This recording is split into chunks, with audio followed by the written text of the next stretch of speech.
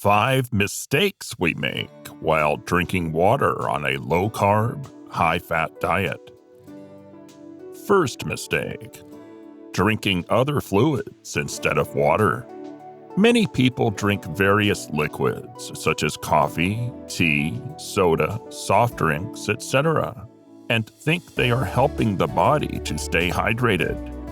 In fact, the opposite occurs. Caffeinated drinks, as well as all sweetened drinks, act as diuretics and lead to dehydration. This applies to coffee, black tea, green tea, all types of soda, and sweetened drinks. Dehydration is most noticeable if you've just started a high-fat, low-carb diet. By consuming diuretic drinks, you force your body to flush out vital elements, such as sodium, potassium, and many others. The solution is to drink more water as well as to add some salt to it, at least at the beginning of your keto adventure. In fact, you will arrive at this conclusion yourself if you listen to the signals your body sends you. As soon as you sip from a cup of coffee, you almost immediately start to feel dryness in your mouth. This is a clear signal that the body is taking in some liquid, but actually needs water. The same thing happens when you drink sugary drinks. Have you ever noticed that? Second mistake: drinking tap water. This is one of the most common mistakes people make, especially those who live in large cities. In order to deworm the water, municipalities saturate it with many chemicals. A very large percentage of them are carcinogens, which are extremely harmful to our body and can have a negative effect on fertility, brain cells, and more. There are even very small particles of plastic that cannot be broken down by the body and have a negative effect on the digestive system.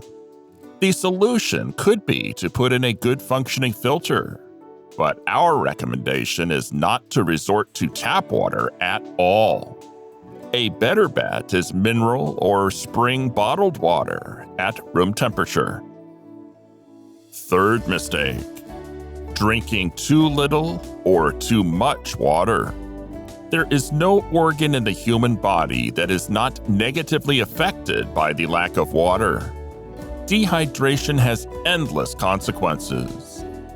After all, 55 to 60% of an adult's weight is water, and without drinking water, we would only last a few days. The negative consequences of not drinking enough water are many, but we will mention some of the most common problems: premature aging of the skin, formation of kidney stones, brain function disorder, nervous disorders, lack of vitality, and impaired function of the circulatory system. But is drinking too much water possible? Yes. Doing so can also have a negative impact on our body. Interestingly, if we drink too much water, our body can't get it into the cells because the kidneys can't filter it quickly enough. It is eliminated from our body, but along with it go unabsorbed vital elements and minerals as well.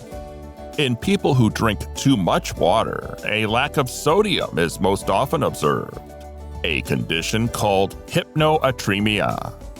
The most common signs of this condition are muscle cramps, body cramps, and headache. What is the solution?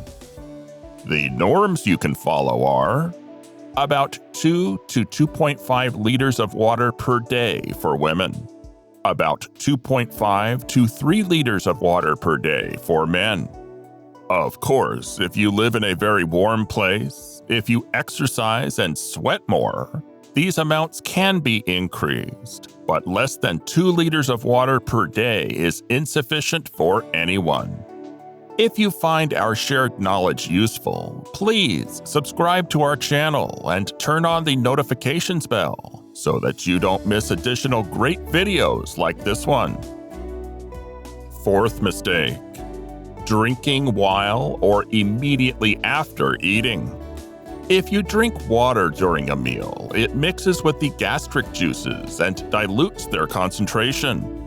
Thus, food entering the stomach cannot be completely broken down, leaving the stomach and entering the small intestine broken down incompletely. On one hand, this deprives us of all the elements of the food we eat, and on the other hand, undigested food residues can rot and lead to inflammation of the intestines. The rules to keep in mind here are: do not drink water for at least 15 minutes before and 45 minutes after a meal. You can drink some water during meals, but only if it helps you to swallow. Fifth mistake: drinking too much water at once. Not only the amount of water consumed for the day is important, but also how it is distributed. Drinking more than 500 milliliters or 2 glasses of water per hour overloads the kidneys. This is roughly the average working capacity they have, and any amount above that can be unfiltered and thrown away without absorption. In addition, we recommend drinking in small sips so that the water can enter the stomach and kidneys in stages, rather than all at once. Do you drink enough water? What is the most common mistake you or your relatives make? Share your experience in the comments section below. And don't forget, take care of your body. It will pay off.